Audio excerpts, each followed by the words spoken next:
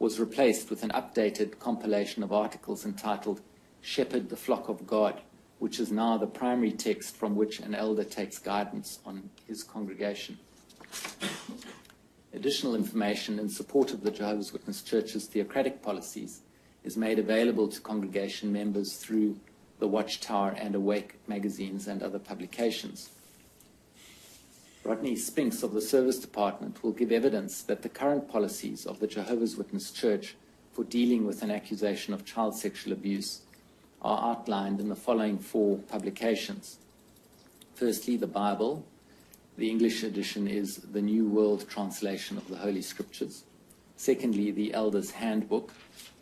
Thirdly, Watchtower Society publications, such as Organized to Do Jehovah's Will. And fourthly, letters sent to all bodies of elders, in particular, a letter dated 1 October 2012, which consolidated and replaced into one letter the spiritual advice and guidance provided in various past letters from preceding years as to how Jehovah's Witnesses handle allegations of child sexual abuse. Evidence will be put before the Royal Commission that the current policies and procedures relating to child sexual abuse within the Jehovah's Witness Church are supplemented, in particular, by the following material. First, a pivotal Watchtower article entitled Let Us Abhor What is Wicked, published in January 1997, which clarified in biblical terms the principles to which a congregation should have regard in considering how a child molester should be viewed and treated. And secondly, updated guidelines issued by the governing body to all branch officers in August 2013 regarding how service desks should field questions from elders regarding child abuse matters. Elders within the Jehovah's Witness Church are given periodic training on the implementation of its policies and procedures. The training takes the form of one-day programs or seminars called Kingdom Ministry Schools. There will be evidence regarding the established disciplinary procedure adopted by the Church for responding to allegations of child sexual abuse in Australia. Documents will be tendered and evidence given showing that the Jehovah's Witness Church considers that it is only authorized to address child sexual abuse in accordance with scriptural direction. The Jehovah's Witness Church recognizes child abuse to be a gross sin and crime. Its official position is that they abhor child sexual abuse and will not protect any perpetrator of such repugnant acts. Child sexual abuse is defined by the Jehovah's Witness Church as follows. Child sexual abuse generally includes sexual intercourse with a minor, oral or anal sex with a minor, fondling the genitals, breasts or buttocks of a minor, voyeurism of a minor, indecent exposure to a minor, soliciting a minor for sexual conduct, or any kind of involvement with child pornography. Depending on the circumstances of the case, it may also include sexting with a minor.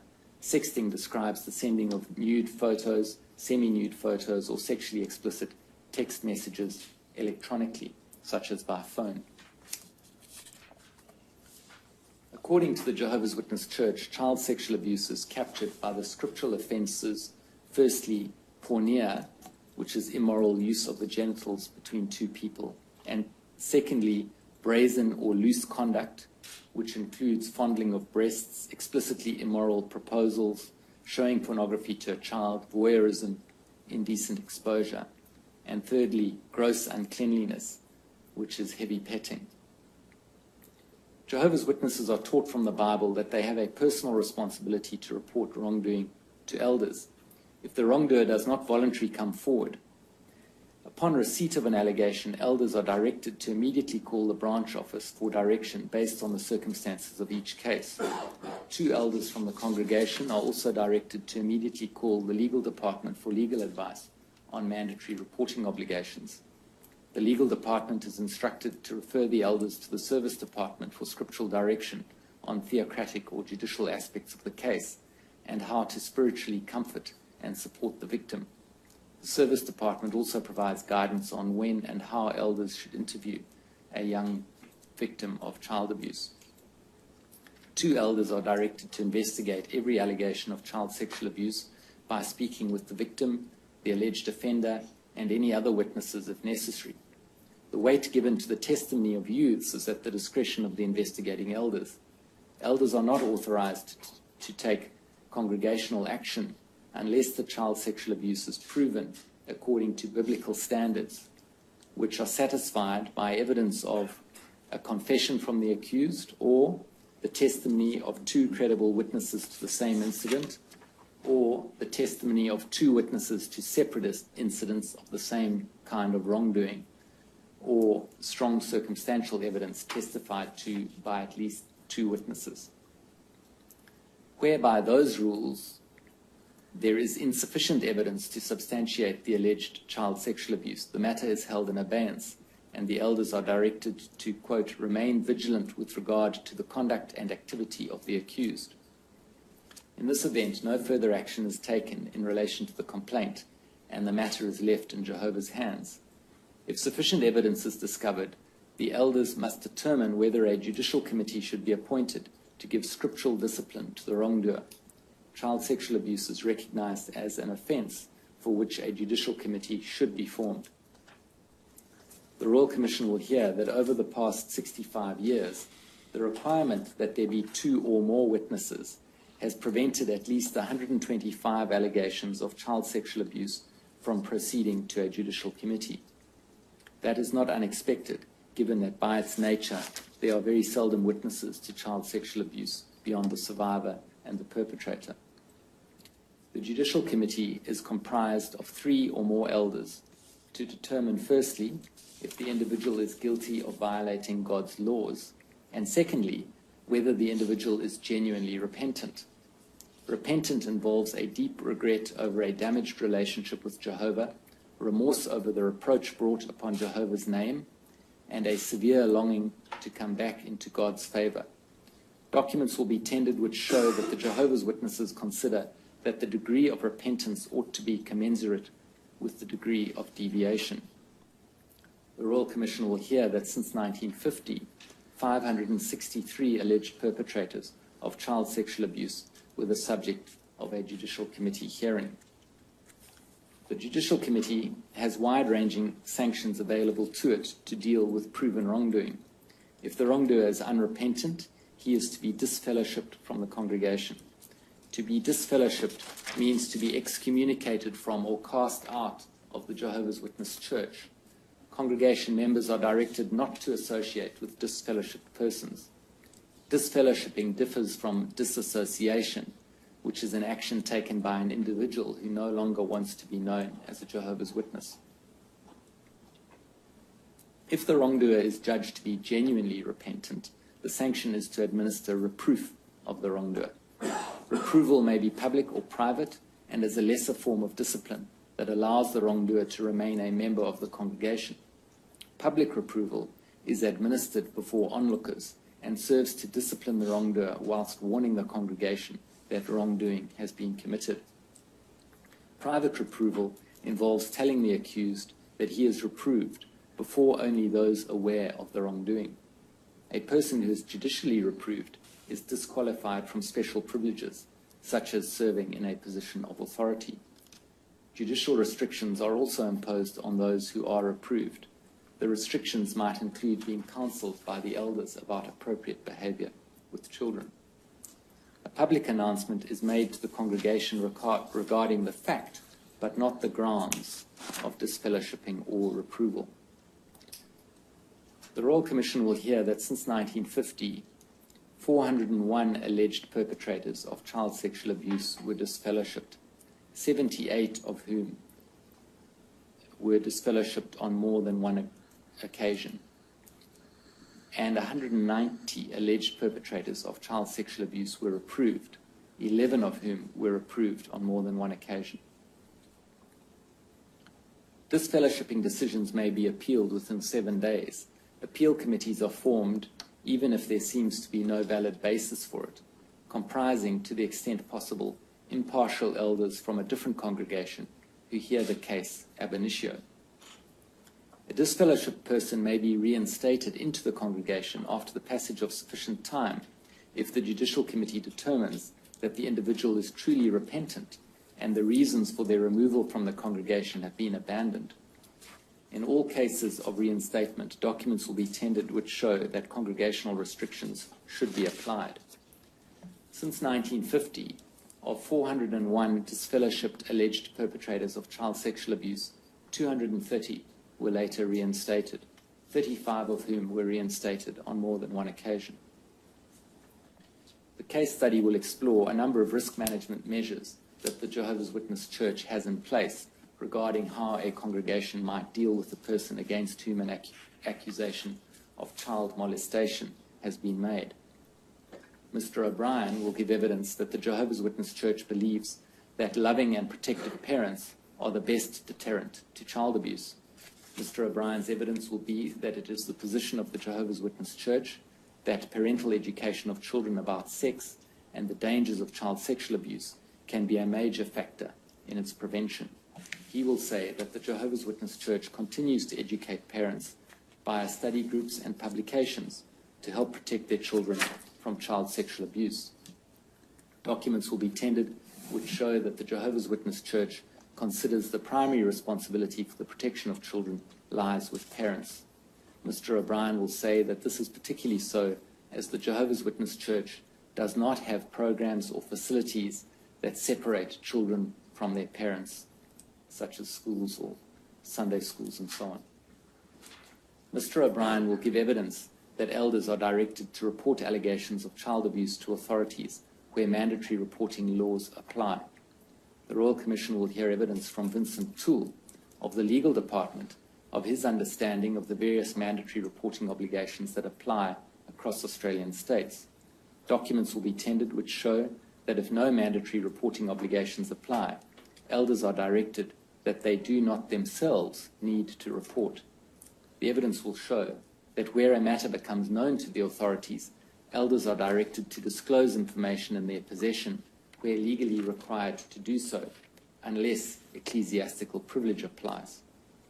The Royal Commission will hear evidence that elders are directed never to discourage or sanction anyone from reporting an allegation of child sexual abuse to the authorities, and that if asked, they must make clear that this is a personal decision and a victim's absolute right. The Royal Commission will hear evidence from at least one survivor witness who, contrary to this policy, was discouraged from reporting her abuse to secular authorities by elders in the Jehovah's Witness Church. Documents will be tendered which show this is consistent with the Jehovah's Witnesses' policy not to resort to secular courts to resolve personal disputes with fellow Christians, but to rely on the elders. Evidence will be put before the Royal Commission that of the 1,006 alleged perpetrators of child sexual abuse identified by the Jehovah's Witness Church since 1950, not one was reported by the Church to secular authorities. This suggests that it is the practice of the Jehovah's Witness Church to retain information regarding child sexual abuse offences, but not to report allegations of child sexual abuse to the police or other relevant authorities. This case study will consider whether the practice of the Jehovah's Witnesses Church of not reporting allegations of child sexual abuse to secular authorities potentially exposes members of the Church to criminal liability for concealment of serious indictable offences under Section 316 of the Crimes Act of 1900 in New South Wales, and failure to disclose sexual offences against minors under Section 327 of the Crimes Act 1958 of the State of Victoria. The case study will consider the interaction of these offences with the confessional privilege provided for in Section 127 of the Evidence Act of 1995 of the Commonwealth and replicated legislation in force in New South Wales, Victoria, Tasmania, and the Northern Territory. It is anticipated that documents will be tendered before the Royal Commission which will show that the Australia Branch Office have considered that confessional privilege would apply in circumstances where the perpetrator confessed to a child sexual abuse. The Royal Commission will hear evidence of the circumstances in which confessions relating to child sexual abuse are made to elders within a congregation, and documents recording the circumstances of such confessions then provided to the branch office.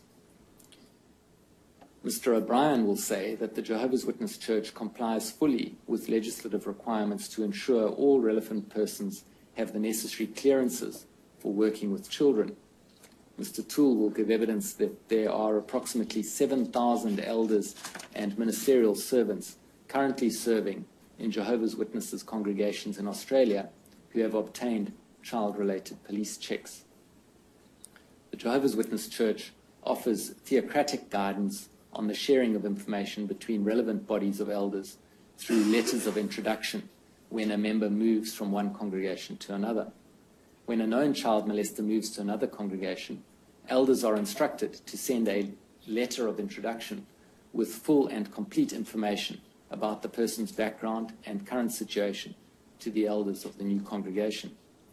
Where an accused does not classify as a known child molester because there was an allegation of child abuse, but this was not scripturally proven, the branch office determines what information regarding the accusation may be shared with the new congregation. Where a disfellowshipped person moves to a new congregation before applying for reinstatement, the new elders are directed to seek relevant information from the old congregation to determine genuine repentance for the purposes of any reinstatement application. The Royal Commission will hear evidence that elders and ministerial servants hold positions of trust within the congregations. The Jehovah's Witness Church offers theocratic guidance on the qualification of a known child molester for such positions of responsibility. Mr. Spinks will give evidence that an elder or ministerial servant is immediately removed if he is found to have engaged in child sexual abuse. Documents will be tendered at the hearing which show that elders are instructed to allow considerable time to pass before extending privileges of service to a former child abuser. Since 1950, 28 alleged perpetrators of child sexual abuse were appointed to positions of authority after having been the subject of allegations of child sexual abuse. Further, of 127 alleged perpetrators of child sexual abuse deleted as elders or ministerial servants as a result of allegations of child sexual abuse, 16 were later reappointed. In September 2014, the Jehovah's Witness Church revised its screening process for appointments to elder or ministerial positions. The current procedure requires the nominee to pass the service department's check for anything that may disqualify the individual from appointment and to answer certain questions regarding whether he has ever been involved with child sexual molestation. Mr. Toole will give evidence regarding the document retention policies of the Jehovah's Witness Church in relation to records of child sexual abuse. The current policy provides that records concerning an individual accused of child molestation are to be indefinitely retained in the congregational confidential file. The Royal Commission will hear evidence that this has been a long-standing practice of the Jehovah's Witness Church. The Royal Commission has been contacted by 57 persons about child sexual abuse in the Jehovah's Witness Church. Of these, 34 are themselves survivors of child sexual abuse in the church. The Royal Commission will hear evidence from 2 women, each of whom was sexually abused as a child in the Jehovah's Witness Church. Their cases are considered to be the most appropriate for the purposes of this case study. They are expected to testify about their experiences of growing up as a Jehovah's Witness, being sexually abused by Jehovah's Witnesses who were in positions of authority, being discouraged from associating with non-Jehovah's Witnesses, the distress they experienced throughout the Judicial Committee hearing process, which involved being interviewed by a panel of males without any support, the blame that each accused sought to place on them as survivors, the absence of an explained purpose to the meetings and interviews to which they were subjected, and being discouraged from approaching authorities. The Royal Commission will hear from both survivors that the impact of the child sexual abuse and the response of the Jehovah's Witness Church is ongoing.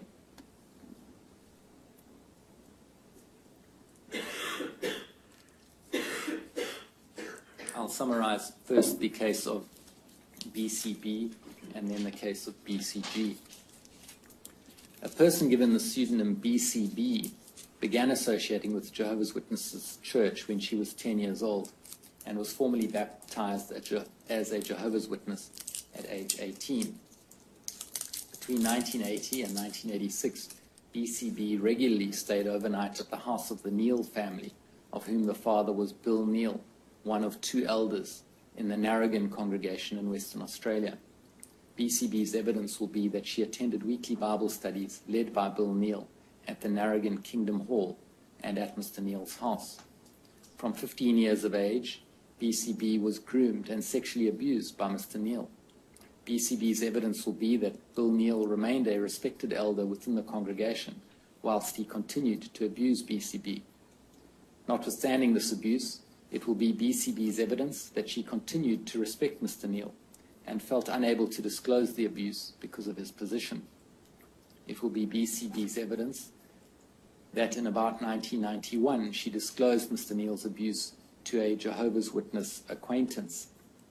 Thereafter, the other elder in the congregation, Max Hawley, approached BCB about Mr. Neale's conduct. Mr. Hawley then arranged a meeting with Bill Neale, BCB, and BCB's husband. The Royal Commission will hear that during this meeting, BCB endured Bill Neale making inappropriate jokes about his conduct that was the subject of the meeting. It will be BCB's evidence that having to discuss her abuse in front of a room full of men, including the perpetrator, was very distressing. The Royal Commission will hear that BCB felt unable to report the full extent of Bill Neale's abuse at the meeting.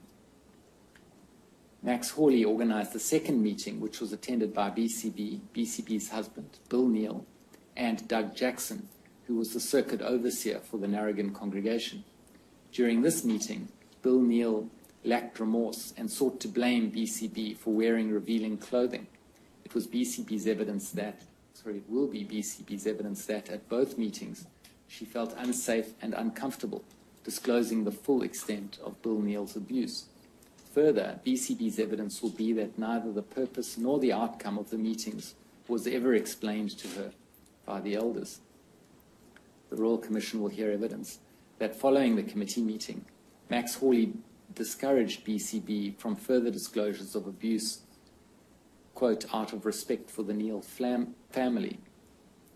BCB's evidence will be that she was left feeling unsupported by the congregation and was instead encouraged to respect her abuser. The Royal Commission will hear that Bill Neale stepped down as an elder, but that the grounds were not announced to the congregation. Notwithstanding abuse by Bill Neale, the Royal Commission will hear that BCB was still expected to attend Bible studies held at the Neale's house and continued to see Bill Neale several times a week at congregational meetings. The Royal Commission will hear that Bill Neale may have later been reappointed as an elder. BCB will give evidence that in about July 2014, after she had indicated that she was considering reporting her abuse to the Royal Commission, Joe Bellow, an elder in her congregation at the time, asked if BCB, quote, really wants to drag Jehovah's name through the mud. The Commission will hear evidence that BCB felt brainwashed into believing that speaking with worldly people would bring reproach upon Jehovah's name. BCB's evidence will be that by reporting her story, she is riddled with guilt for betraying the Jehovah's Witness Church. The Royal Commission will hear from 3 elders regarding their role in handling BCB's allegation of abuse against Bill Neale. Max Hawley served as an elder in the Narrogin congregation from 1988. He will give evidence regarding his involvement in handling BCB's allegations of child sexual abuse by Bill Neale made in about 1991. Mr. Hawley's evidence will be that in circumstances where Bill Neale denied any intentional conduct, the rule requiring 2 or more witnesses meant that BCB's allegations could not be proven according to the scriptures. Ultimately, Bill Neale's removal as an elder was recommended by Mr. Hawley and Mr. Jackson because BCB's allegations had cast a cloud over Bill Neale's qualifications. Following Bill Neale's removal, he continued to attend meetings and was not placed on any specific restrictions. Documents will be tendered which show that the elders considered the spirituality and the seductiveness of the complainant in determining the complaint. Doug Jackson served as a circuit overseer in Western Australia between 1990 and 1998. The Royal Commission will hear evidence regarding Mr. Jackson's involvement in the Judicial Committee hearing into the allegations against Bill Neal during his visit to the Narragansett congregation in early 1992. Mr. Jackson will give evidence regarding his recommendation that Bill Neal no longer met the scriptural qualifications for serving as an elder. Notwithstanding Bill Neal's admission to improper conduct, a document will be tendered which shows that in the same letter that recommends his removal as an elder, Mr. Jackson recommends that Bill Neal be reappointed, quote, once this has died down and it appears that Brother Neal again has the freedom of speech. Joe Bello has served as an elder since 1991. The Royal Commission will hear evidence regarding Mr. Bello's involvement in providing shepherding care and assistance to BCB during visits to her family in 2012, following BCB's disclosure of Bill Neal's abuse. Mr. Bello will give evidence that he did not intend to discourage BCB from approaching the Royal Commission.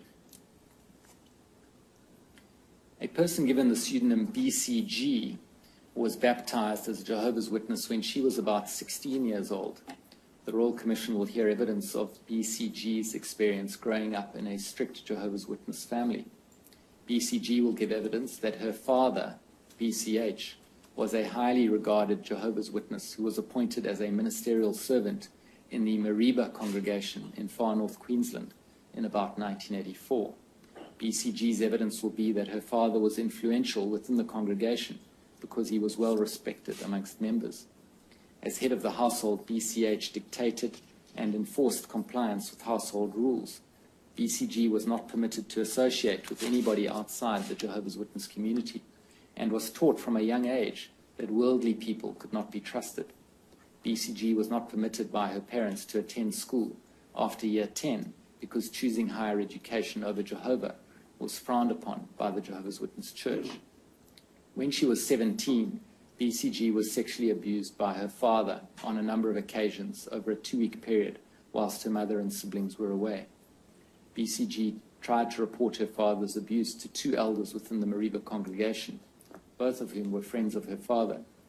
BCG will give evidence that both elders refused to speak with BCG without her father being present. It was not until BCG found the courage to tell a male friend who approached BCG's father and the elders that the matter was investigated by the elders. BCG was interviewed by 3 elders, all friends of her father, on a number of occasions. On each occasion, BCG was alone without any support, and on one occasion, her father was also present. BCG's evidence will be that instead of being protected and supported as a victim, the elders primarily sat in judgment of her credibility as a witness and made her feel to blame. BCG will give evidence that the elders forced her to directly confront her father with her abuse allegations. Her father's response was to threaten BCG and to blame her for seducing him. The Royal Commission will hear that when BCG disclosed the abuse to her mother advised that her father had previously abused BCG's older sister. At around the same time, BCG's 2 younger sisters confirmed that they were also victims of their father's abuse. The Royal Commission will hear that although the elders were advised of the additional victims, they did not take them into consideration in their investigation. BCG's father was ultimately disfellowshipped, not for his sexual abuse of BCG, but for unrelated, as it's put, loose conduct and lying. BCG will give evidence that the elders would not consider the evidence of her sister's abuse because they were not witnesses to the same event. BCG was devastated that her father's sexual abuse did not appear to qualify as wrongdoing in the eyes of the Jehovah's Witness Church. BCG's father immediately appealed his disfellowshipping. BCG was brought before an appeal committee alone to be interviewed again about the abuse. It was at this time that her father admitted the abuse and his disfellowshipping was upheld with grounds of porneia added. The Royal Commission will hear that BCG's father was reinstated after only a few years. BCG will testify that she was concerned for the safety of the congregation, but was discouraged from reporting to the police and was herself threatened with disfellowshipping. In December 1995, BCG wrote to Watchtower Australia regarding her father's premature reinstatement. Watchtower Australia responded in February 1996 by counseling faith in Jehovah and advising that it would make inquiries into the matters raised. The Royal Commission will hear that when BCG eventually left the Jehovah's Witness Church, she was completely ostracized by members of her local congregation. BCG then reported her father's abuse to the police. BCG's father, BCH, was ultimately convicted in 2004 for unlawful and indecent assault and attempted rape of BCG and sentenced to 3 years imprisonment. BCG's evidence will be that her experience of 3 criminal trials was easy compared to her experience of sitting through the Judicial and Appeal Committee meetings. The Royal Commission will hear evidence from the 3 elders of the Mariba congregation, that's Dino Ali, Ronald DeRoy, and Kevin Bowditch, regarding their role in handling BCG's allegations of abuse by her father that she reported in about May 1989. Dino Ali and Ronald DeRoy will give evidence that, in circumstances where BCH denied the allegations, the Judicial Committee was bound by the rule requiring 2 or more witnesses and did not have sufficient proof of the child's sexual abuse to take judicial action. It was for this reason the Royal Commission will hear that BCH was ultimately disfellowshipped, not for child sexual abuse, but for loose conduct and for lying to the elders about his conduct. Ronald DeRoy and Kevin Bowditch will give evidence that it was not until BCH confessed to the sexual abuse of BCG during the Appeal Committee hearing in 1989 that the grounds for BCH's disfellowshipping were extended to include his sexual abuse of BCG. In 1990, BCH applied to the Beanley East congregation for reinstatement.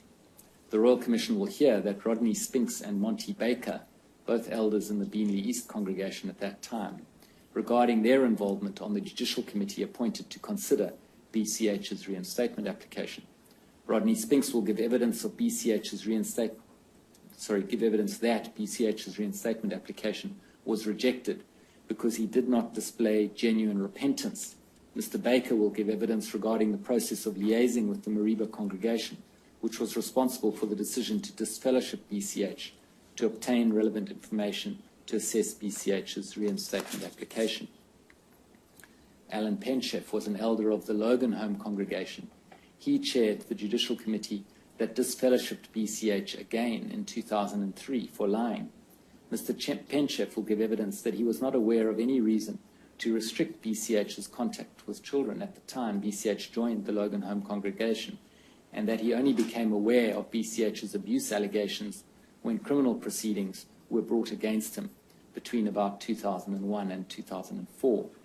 The Mariba congregation recommended certain restrictions be placed on BCH due to the gravity of the wrongs committed, but did not recommend any restrictions regarding BCH's exposure to children.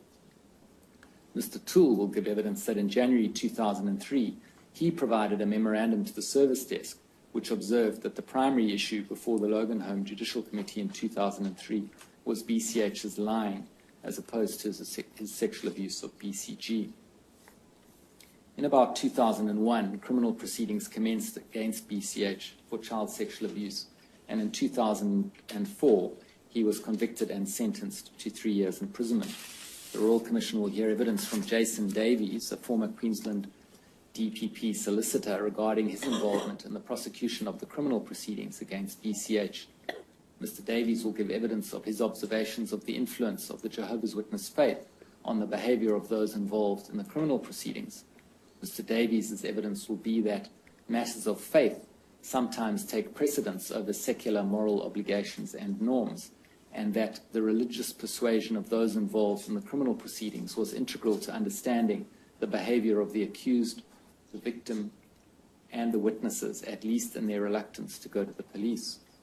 The Royal Commission will hear that the delay between the child sexual abuse and the time at which allegations came to police attention is in part attributable to the Church's practice of dealing with offending internally in accordance with its theocratic rules without referring matters to secular authorities. The Royal Commission will hear of the repeated applications for reinstatement made by BCH following his release from prison, and of the factors taken into consideration by the Jehovah's Witness Church in considering these applications. The Royal Commission will hear evidence of the involvement of the Church's service desk in guiding the consideration of BCH's pleas for reinstatement. Mr. O'Brien will give evidence that to date he is unaware of any claims for redress having been made in relation to child sexual abuse concerning the Jehovah's Witnesses in Australia. Watchtower Australia does not hold any insurance policy which provides cover for any claims relating to child sexual abuse. Documents will be tendered which show that in 2008, Watchtower Australia considered the formation of a separate legal entity, apparently for the purposes of minimizing liability in the case of litigation. It is expected that the case study will provide the Royal Commission with insights into systemic issues within its terms of reference in the area of institutional responses to concerns and allegations about incidents of child sexual abuse. In particular, the systemic issues that are expected to be considered arising from this case study are the following.